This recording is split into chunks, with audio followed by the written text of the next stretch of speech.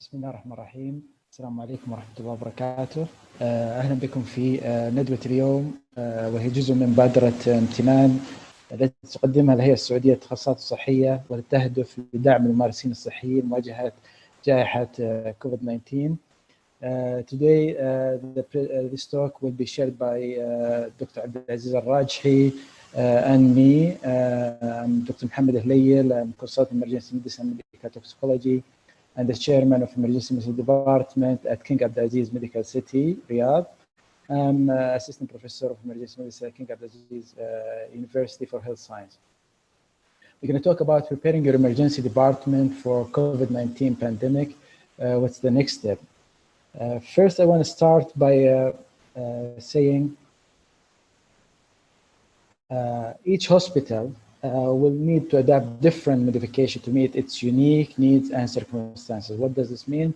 You might be at the stage that you are somewhere prepared or have some plan and you need to activate this plan, or you're stuck, or you have discovered that you should be part of this nationwide or global-wide planning and preparedness for this pandemic.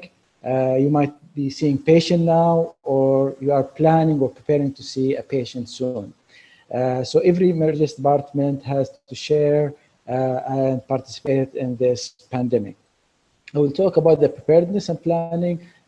My colleague Mr. Abdulaziz will talk about how to share the capacity in case we reach that level. So this is the most important thing, or the guideline, or the strategy that you're going to use for all step that you need. First, you need to provide environment with zero cross-infection. So this is the most important step for patient, for healthcare provider, and for the hospital, is to prevent cross-infection, and you should target zero infection. Also, you should provide a seamless, efficient, and evidence-based patient care to achieve zero boarding. This is another issue that you're going to face, which is boarding. You should now avoid crowdedness in the emergency department. You should have a seamless flow and stop any crowdedness in any area. Your first enemy and the number one enemy is crowding. I will keep reminding you every step about overcrowding and crowdedness. You should apply innovation and lean practice. You should engage other stakeholders in your hospital. What does this mean? You should not plan for this by yourself. You should be part of the hospital, of your organization, of your system, of your nation, and the world. So you cannot plan it by yourself. You should plan it as part of a global plan in your hospital and your organization. Assure your staff have a good well-being, mental and health. We're going to talk about this soon. Every emergency department has to have an effective COVID-19 plan and preparedness. And this, as we said, part of hospital-wide infectious disease emergency plan. We're going to repeat this several times. You cannot do it by yourself. You should be part of your hospital. And the hospital plan should comply with all national plan and accreditation organizations. So you should follow SIBAHI, GCI, WHO, CDC, Saudi CDC, and also the standard that you apply in your practice, in your design, in your area, all should be comply with all these organization standards. Every emergency department has to have a lead or member in every hospital planning committee. Every hospital planning committee has to have a member or lead from the emergency department. And also, a hospital lead or member should be part of the national committee. You should be part of the plan. You should not plan by yourself in your hospital. You should be part of the national, at the national level. Each hospital has to have an infectious disease emergency plan committee with multidisciplinary representation from emergency department, from the disaster, from all lead executive, nursing, operation, pharmacy, lead and major department like ICU, infectious disease. And if you have other services that will be affected by this plan, like oncology, transplant, you should be part of this planning committee. The plan should be dynamic, resilient, and scalable. So this plan should be respond to a different type of outbreak and surge. Should not be fixed. We don't change it. It is written, that's it. No, it should be dynamic. It should be written and easily accessible by all staff. Everyone should, at this stage, by today, everyone should be able to read it and know what his role. And the rule should be clear and distributed, and you should do regular training. You should do a tabletop exercise. You should practice how to execute each part of this plan at each level. And when you reach to your department, you should have a detailed plan for your department, and every member of your department should know what his role, how to activate the next level. If it happened the night, we should do it.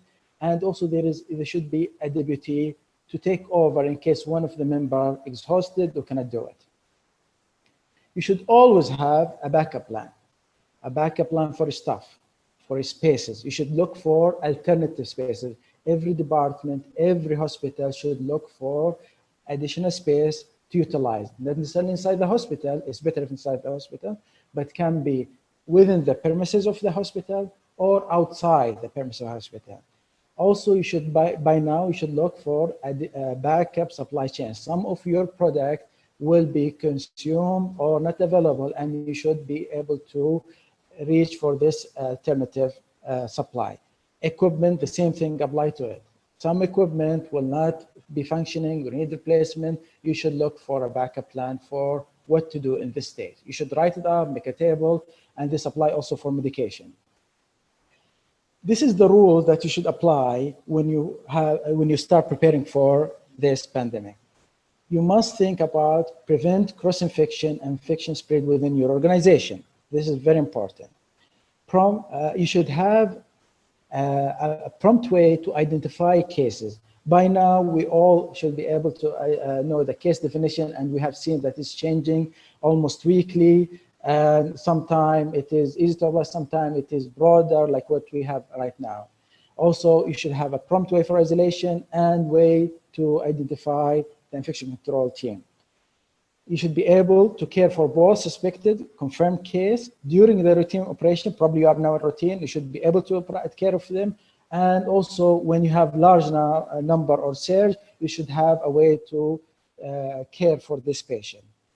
You also should be able to continue caring for other patients. You cannot just say, I'm now closing my emergency department, I will see only level 1 and 2, and you don't give an alternative channel for this group of patients. The other patient, they might get sicker and come back to you, and you have to take care of them. So everything that you will stop or change or find out, you should find an alternative for it.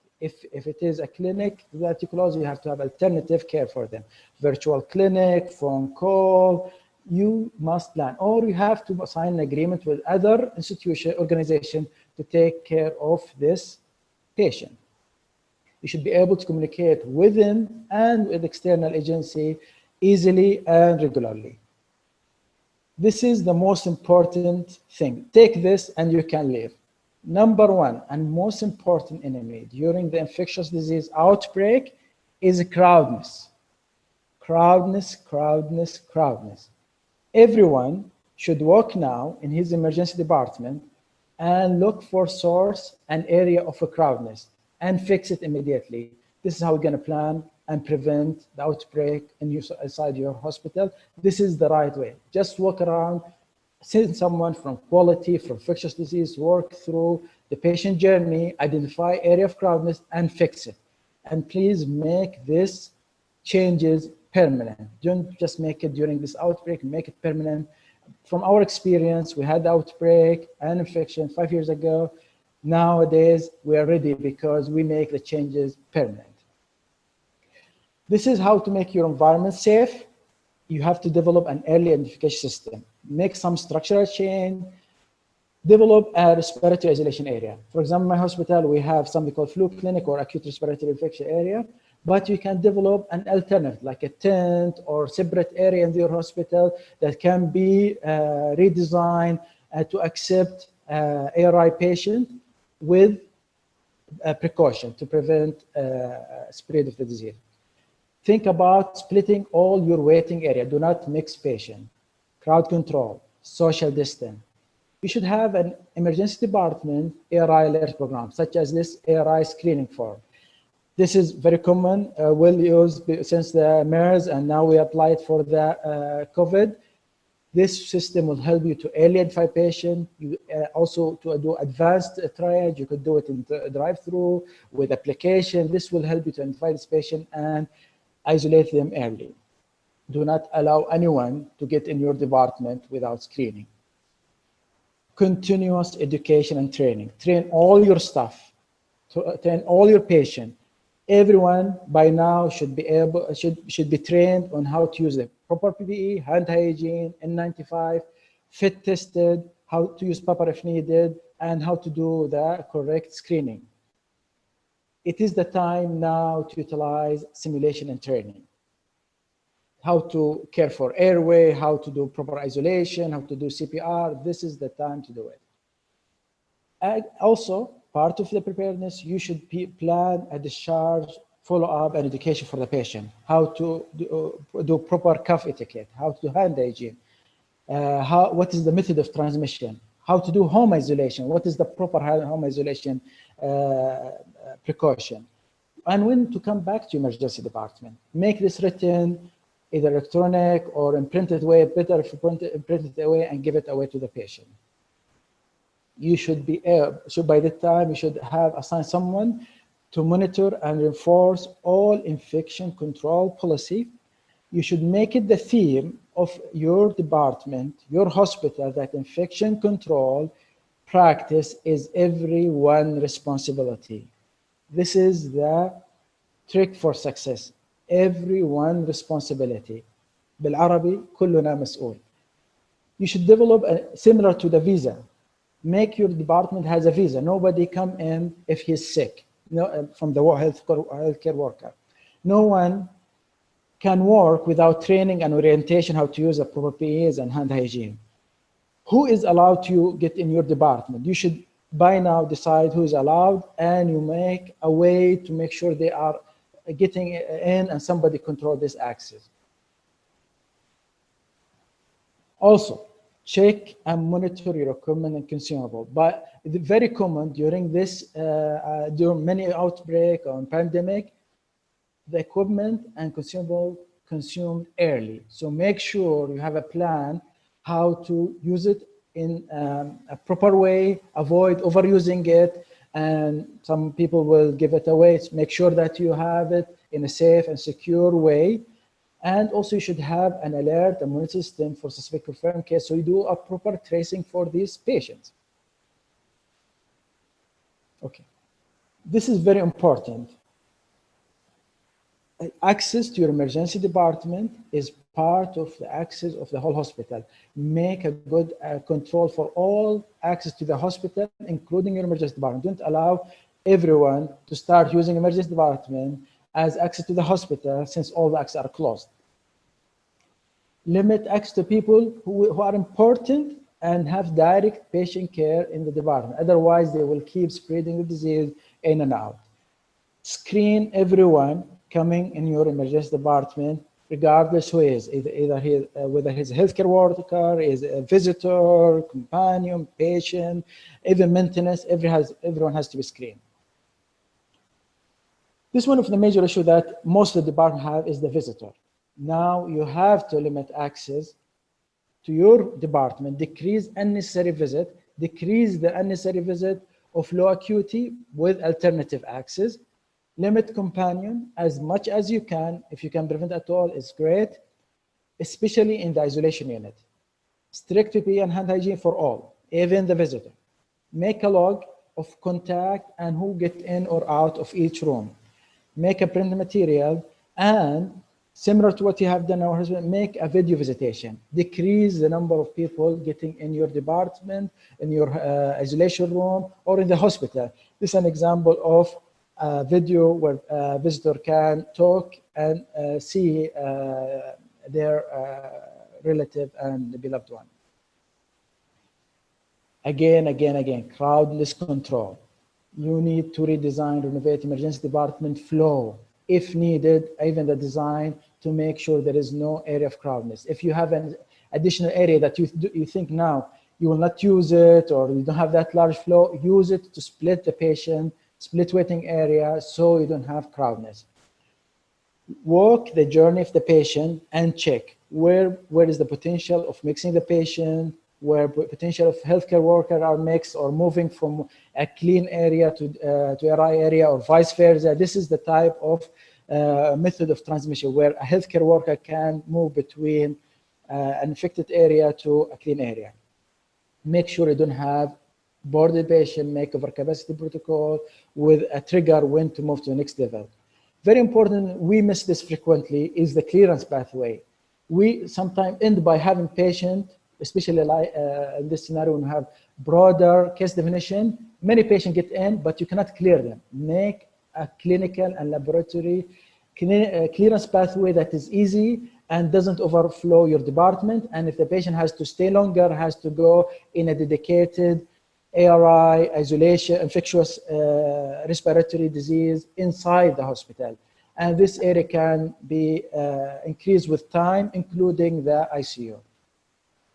Again, remind you to revise the patient flow, make sure that it's smooth and seamless and leave the space.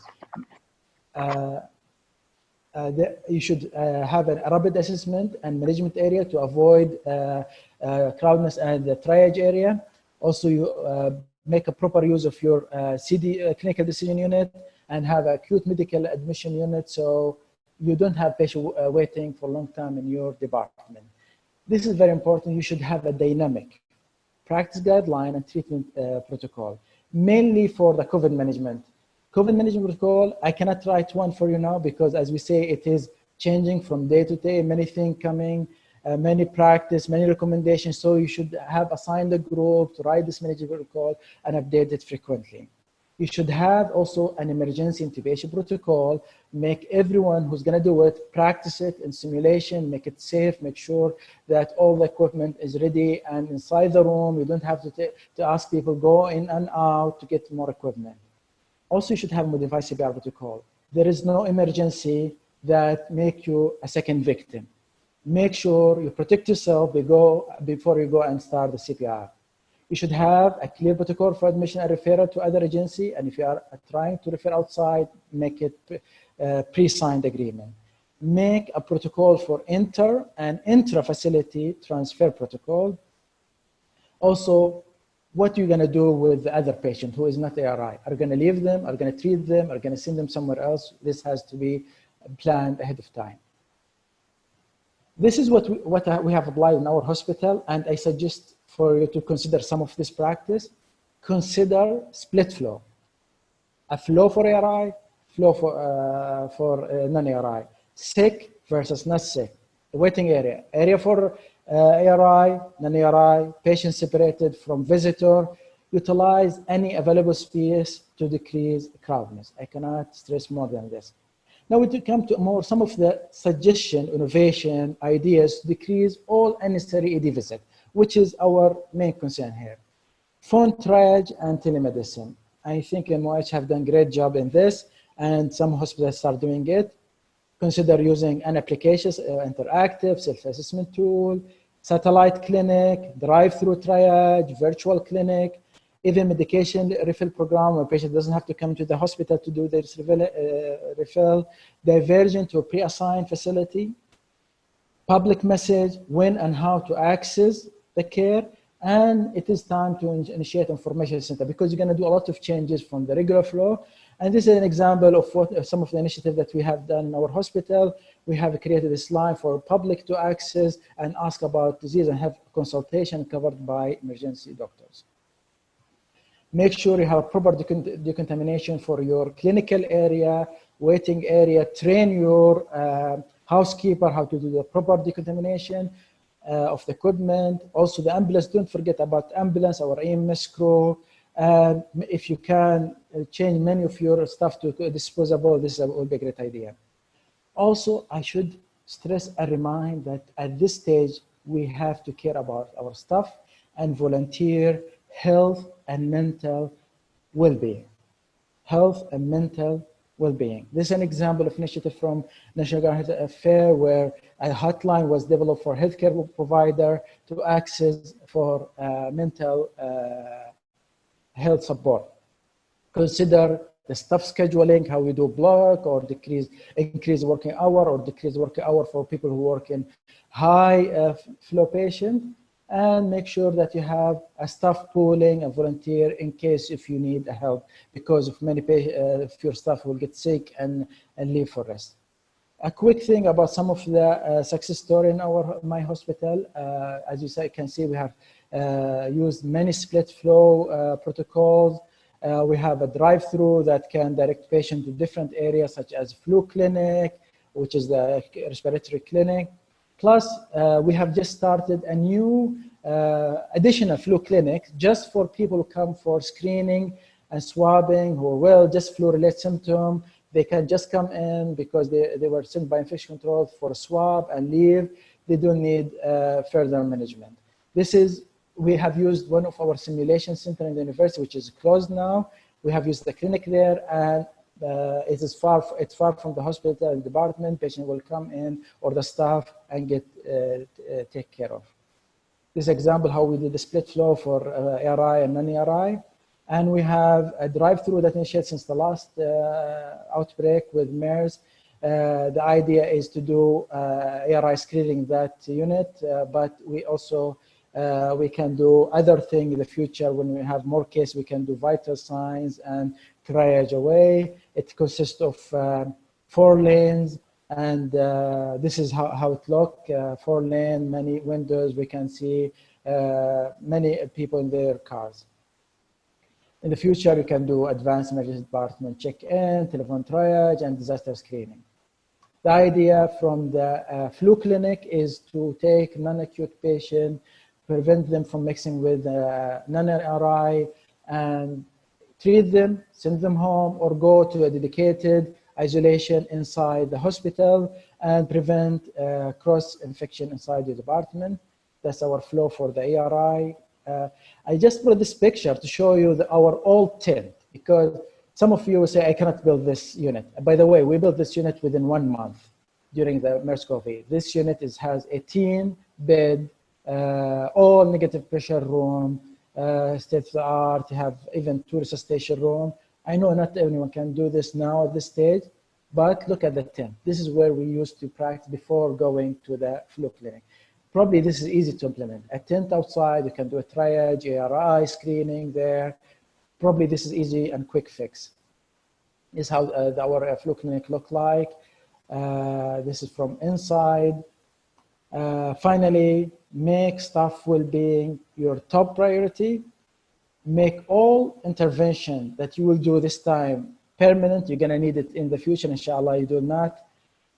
And fight the crowdedness in your emergency department. Now I will shift to Dr. Abdulaziz Al-Rajhi. شكرا محمد. السلام عليكم جميعا.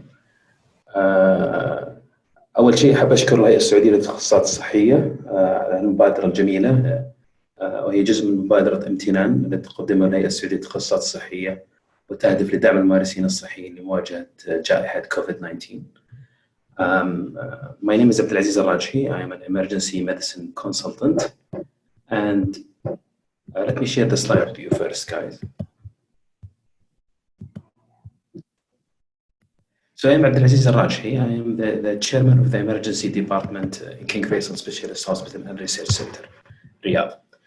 I'm going to speak with you over the next 15 to 20 minutes and talk about how can you improve your search capacity for your emergency room. I think just before I start, I need to make sure that I want to highlight that the major issue that organization face actually usually in crisis is poor communication. When I'm talking about poor communication, it's poor communication within the department, poor communication within your patient, and also with the community. Most of the employees in the institution, when you have poor communication with them, this will create panic, uncertainty, and will increase basically medical errors, and at the end of the day will increase your risk and your organization risk to be affected, major effect with an outbreak, la samah Allah. Dr. Muhammad Hlayl, Allah يعطيه العافية, he went quickly through the preparedness and readiness. And the beautiful thing about this is that most of those things are already now is available in a lot of places. And it's easy access. I think we are now at a stage of sharing and distributing knowledge that everybody can get the information he needs from anywhere. And you really don't need to reinvent the wheel. You don't have to start again and everything from scratch. There's a lot of protocols that are available online. We have to learn from other people's experience, either in China or in Italy or in other places. We have to read more about how they protected themselves, how did they react with the outbreak and the pandemic. Over the last 3 months, I think more than 300 plus papers were actually published. All of them, they're describing COVID-19, starting from signs, symptoms, treatment, up to the readiness, up to even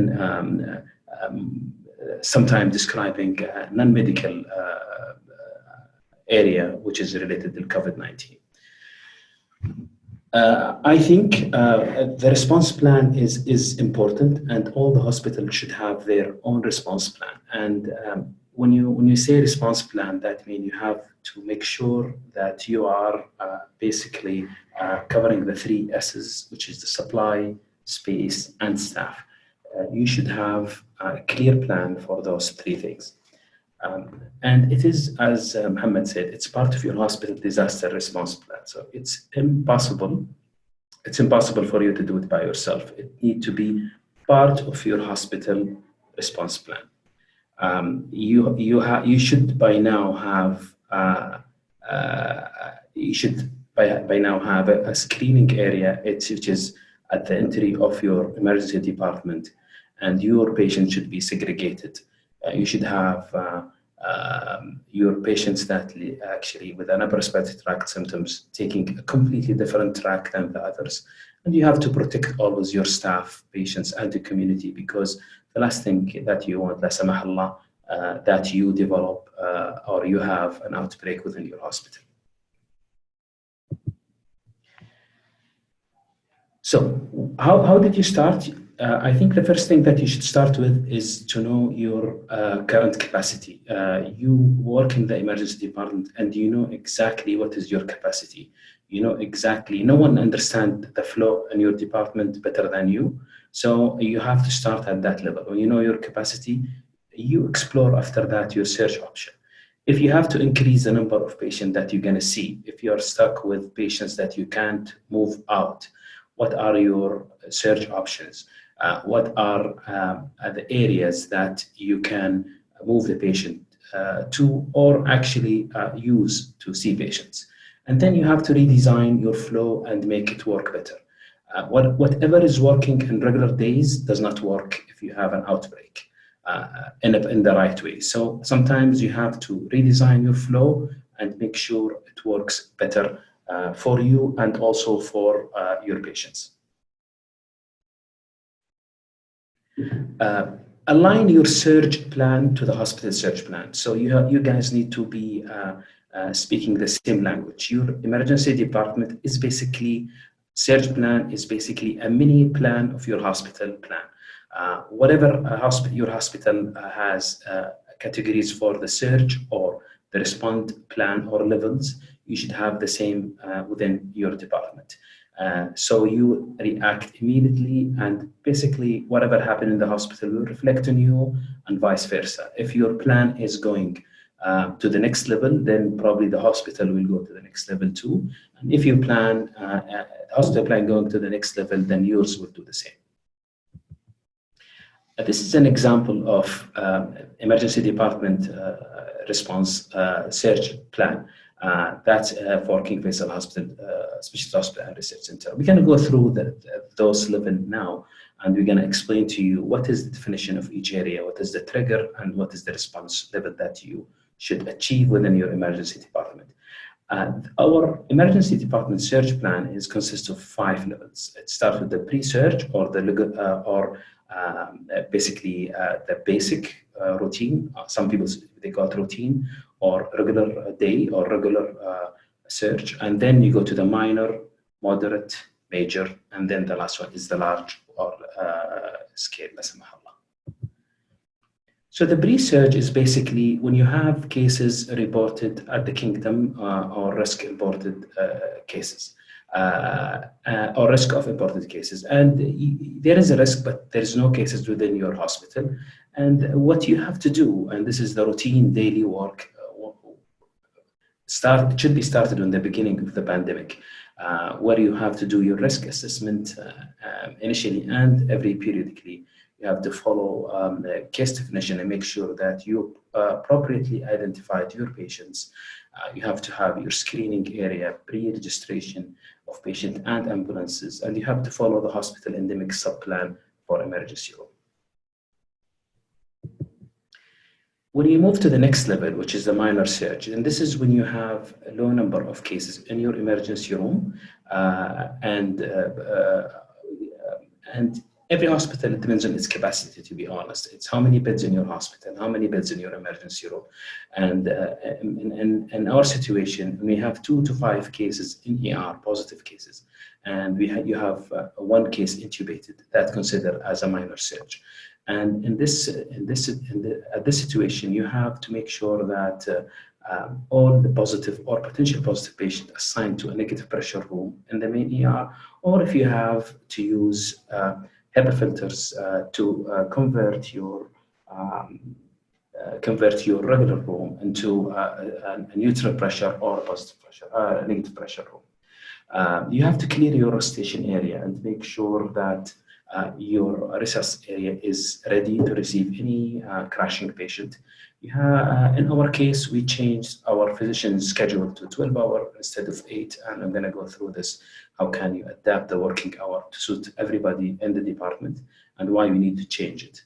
Also, you have to reassign a resident to adult zone and L1, where you have to distribute the resident to area which will have a higher flow of patient, or we have patients where COVID-19 is really not suspected.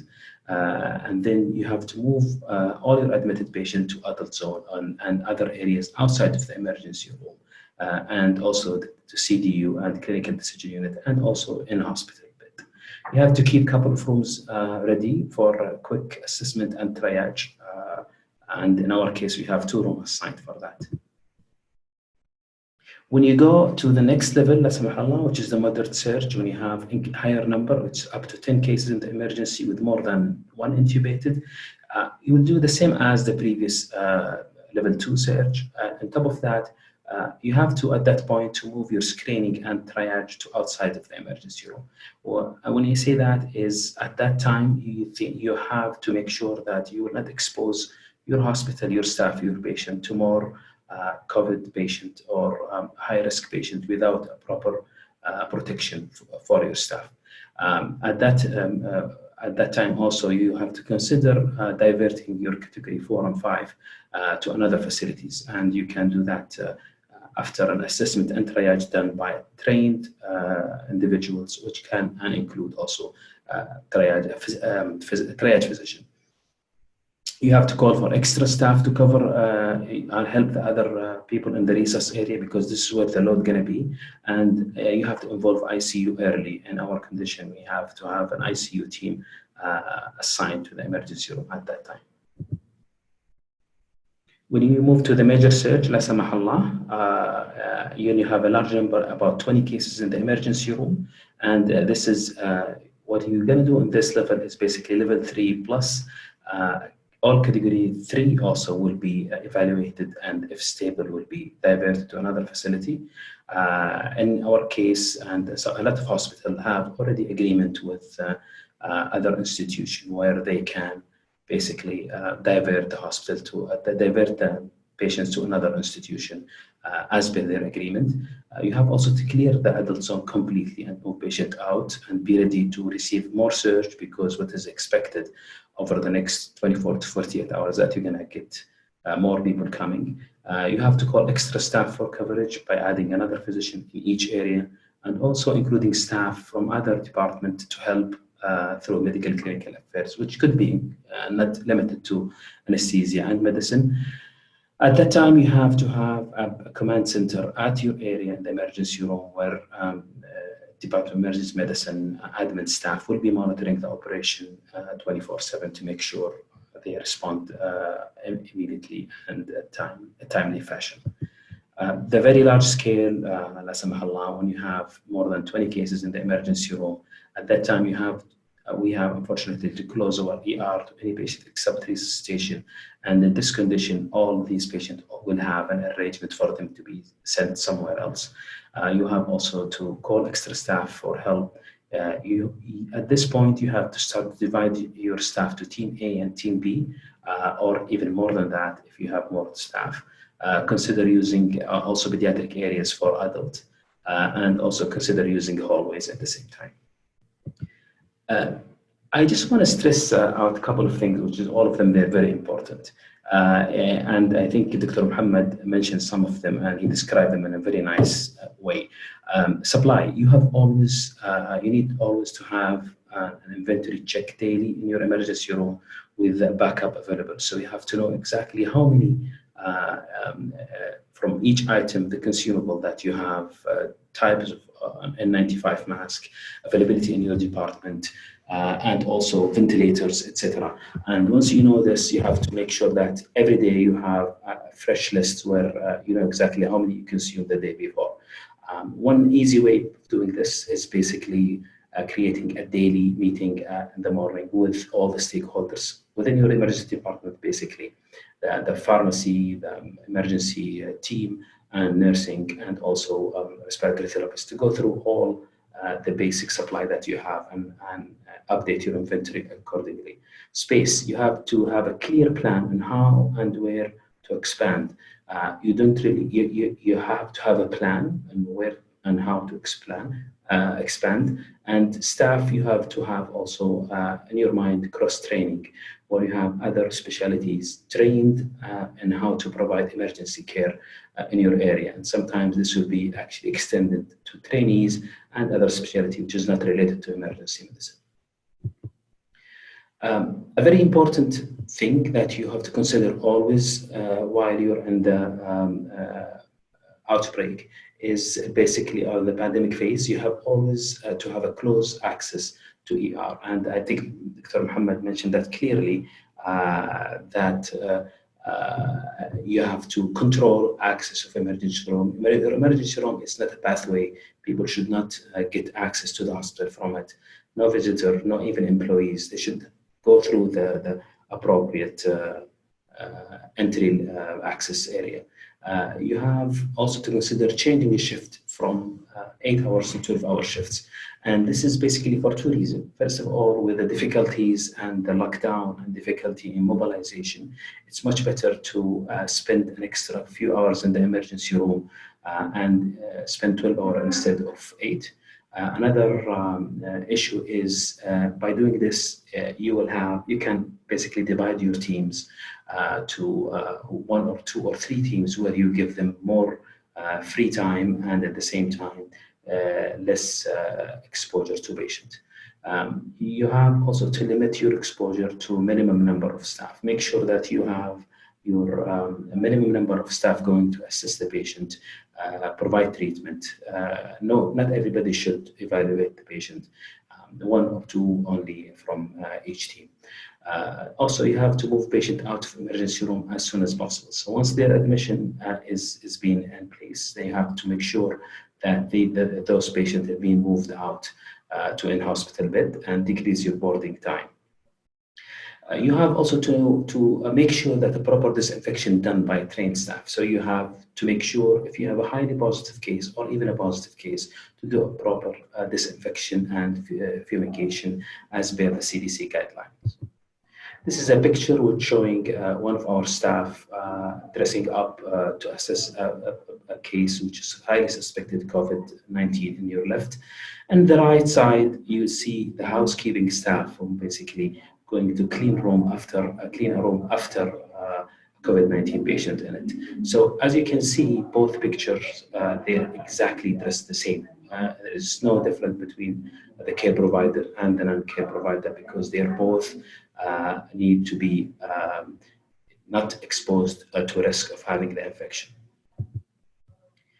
Another area for minimizing the risk and exposure is you have a dedicated room for intubation. So if you have 1 or 2 rooms dedicated for intubation, you can make sure that this room is ready in case if you need to intubate a patient. You use most of the items within the room. They will be disposable items, and you need to have your intubation protocol and guidelines available for your staff.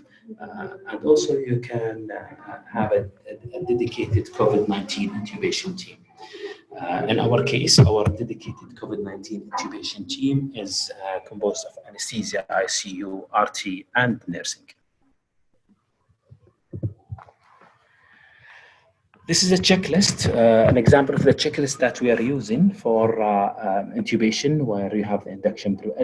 The whole idea is to have a universal, unified, standardized way of dealing with all high-risk patients and also with COVID-19 patients. And this checklist is being used by the airway intervention team in our hospital.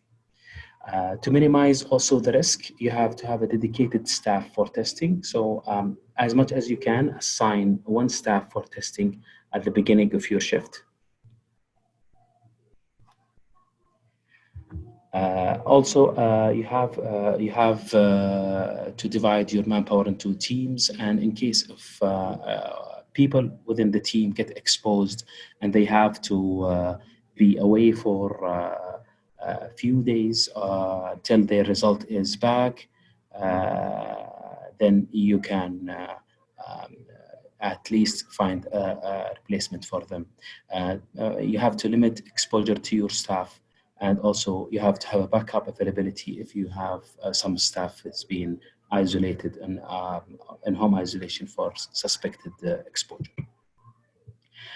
This picture actually from Italian paper, which showing how many people should be in a room during the intubation. And in this slide, you can see there's only 3 people in the room doing the intubation, while you have 3 outside the room helping.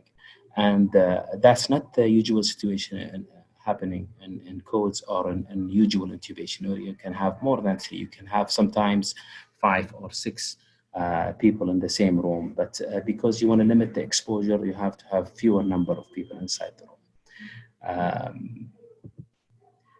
When I said outdoor triage area, this is an example of how can you prepare a tent or an area where you can triage your patient outside the room, and they can follow up, they can follow their track, as Dr. Hayil said, an upper respiratory tract, sick versus non-sick, and with their protection in a proper way, so they will not expose your department and your area. I think I'm almost done here, and I'm going to leave. I'm going to go back to Muhammad to see if you have anything to add, and then we'll be happy to answer any question.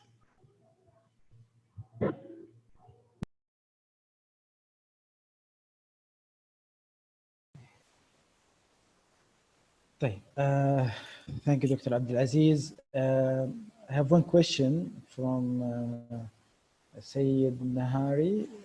He said how to communicate in between department when there is a positive case in the clinic, hospital, to inform everyone to be alert and to take care. As I mentioned earlier in the presentation, also Dr. Abdulaziz mentioned that you should have a proper of identification, and communication to staff with a clear channel. Usually, for example, my hospital, it is the infection control team who take over this, and there is a proper channel between the lab. When they get a positive case, they call the director, inform him about the result. Then he communicates with the department. For example, if the case came through the emergency department, they will inform us to start the tracing process. And if there is other people, not healthcare provider, we have to communicate with MOH to do the public tracing. And the patient who will be notified. And if he needs to be in home isolation, then a team will talk to him and tell him, I have a proper isolation at home, that he can isolate himself, like he have the room with good ventilation and bathroom that he doesn't share with anyone, plus. Then they can keep him in his housing if he stays, or if he need to be shifted to one of the MOH facilities, to the hospital for admission, depend on his case. So there is a team should take care of this based on the guidelines. I hope this answered the question. Can I add something, Mohammed? اسمح لي. Sure. Well said, Mohammed. I think the key to this is you need to have a clear pathway. And when you standardize the pathway, then that eliminate errors. Basically, what you need to do is make sure that everybody is aware what is the flow or the steps that need to be done if you have a positive case. And those guys is basically the lab, the nursing, the physicians, registration. Everybody know exactly what to do and what is required from them. And in order to do that, you need to develop a pathway or a flow chart. Your hospital should have one, so that will make sure that the standardization is there and there is a very little chance for any error. لا سمح الله. طيب نزيد في سؤال maybe not related to our presentation, but I will just mention it. Does all patient with COVID-19 need to be admitted in hospital despite mild, moderate symptoms that they have? Can I answer that? Can I answer that, Yes. Mohammed? Yeah. The answer yes. is yes. The answer is yes. And we are following, at the end of the day, we are following the national guidelines. And the Ministry of Health guidelines is very clear on that. They require every patient with a positive COVID-19 to be admitted. Those guidelines might be updated later on, but now anyone with a positive confirmed COVID-19, even if they are asymptomatic, they need to be admitted in a healthcare facility. They didn't say it's a hospital or not, they said healthcare facility. So they have to be admitted. Currently, the MOH has some dedicated housing for some of the suspected cases that don't have proper isolation, and cases with confirmed with COVID, where they isolate them in special housing where there is a doctor. But as you said, if they are high risk due to comorbidity or have symptoms, then significant symptoms, they will be admitted to one of the dedicated hospital if they can take care of COVID complication. So MOH is giving us and CDC giving us the direction here, as you said. There is a question said, what if it is clinic? It will be limited. So what is the better way to improve ED? I'm not sure if I understand a question. I think I understood what he wants of the question, Mohammed. I think he's asking if it's a clinic, not an emergency room, what can we do to improve the process in the clinic? If this is the question, I'm anticipating this is the question. If this is the question, even if it's a clinic, the way that you can help to improve your area is basically by applying the infection control guidelines, hand hygiene, mask, etc. By also adapting a screening tool. SARI or ARI score is a very example screening tool that will identify the high-risk patients immediately and then you can send them to the emergency room for a proper evaluation. Yeah, I hope this is the main. Of course, all clinic, all facility in the hospital should be part of the plan of the hospital and try to minimize public coming through the organization, because if there is a contact with many healthcare workers, they might transmit the disease inside the hospital. So you should have, if you have to meet a patient, then you should set up a screening desk outside the clinic to screen for ARI, similar to the emergency department. And if some patient has to be seen in that clinic and they are ARI positive, there should be a special precaution. The clinic has to be set. I give you an example. If you are in a hospital that has to see, for example, an oncology patient, they cannot stop coming for chemotherapy or follow-up after surgery or something, then they have to put a proper setting for this patient and avoid sending to the ER. Otherwise, you will overflow the ER with the clinic patient. Some clinic will shut down and ask all patients if they develop symptoms to go there. They will do. Some hospitals start saying that they're receiving a patient for dressing or follow-up post-op. This is not the right place for these cases. They might get infected.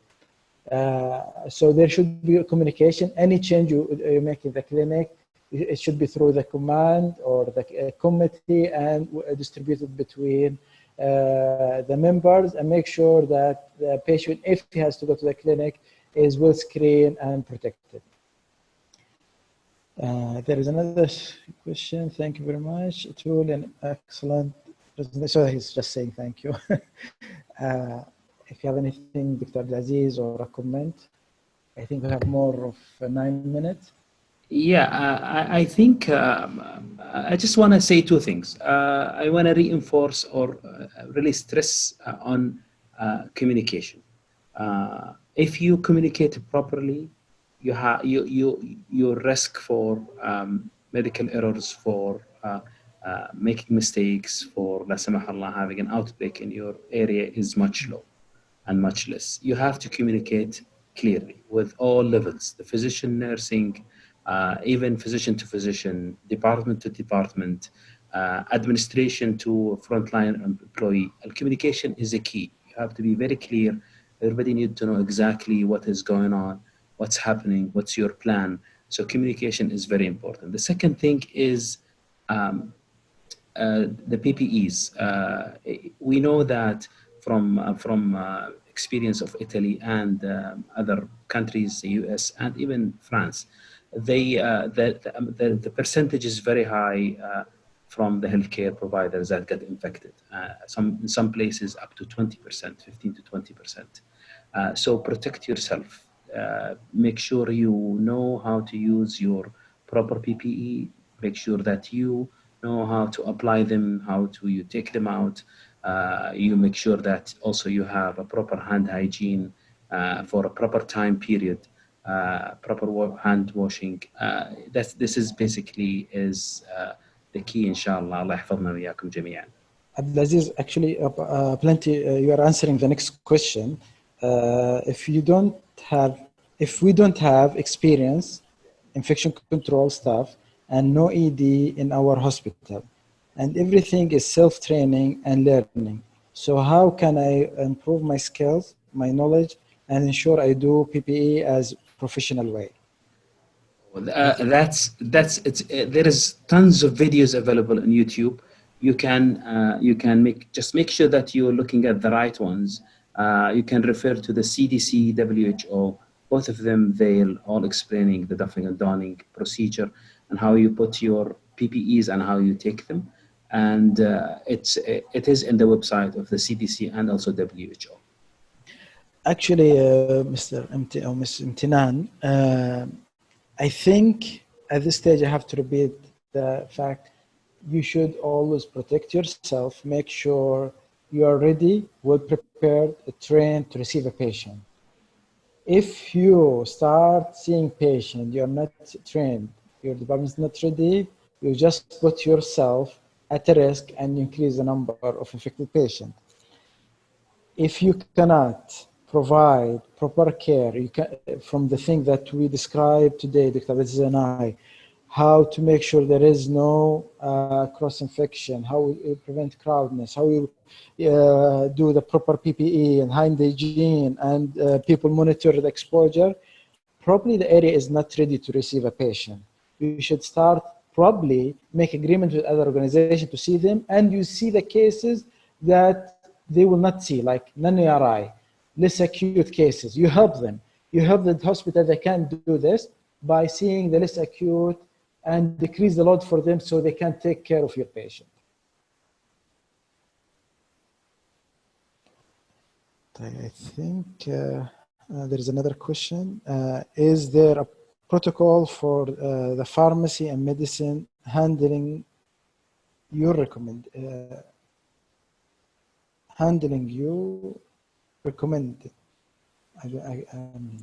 Is there a protocol for pharmacy and medicine handling? Probably this is the question.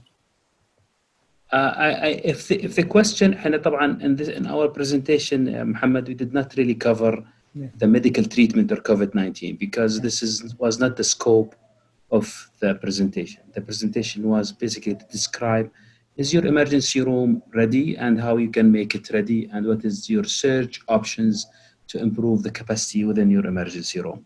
I think the question, to answer this question regarding the pharmacy and medication handling, pharmacist is one of the hospital employees that should also, like the other employees, know exactly when and how to comply with infection control standards, and also if he or she is a clinical pharmacist, then they will go and see patient, then they will have to put the PPEs, then they will have to do this and that. So as part of the hospital, they are hospital employees, so they need to comply and know exactly the infection control standard. But there is no specific for medication handling, to be honest, nothing specific, no. Thank you, Dr. Abdulaziz, and thank you all for listening to us. And my last message for everyone is during this tough time for all the public and healthcare provider, it's tough time for us, so let's be compassionate to our patient and our colleague. It's tough time for all of us and the patient, and when we make any change or correction, let's think about them and take care of each other. Thank you very much. الله يعطيكم العافية. الله يحفظكم جميعا. مع السلامة.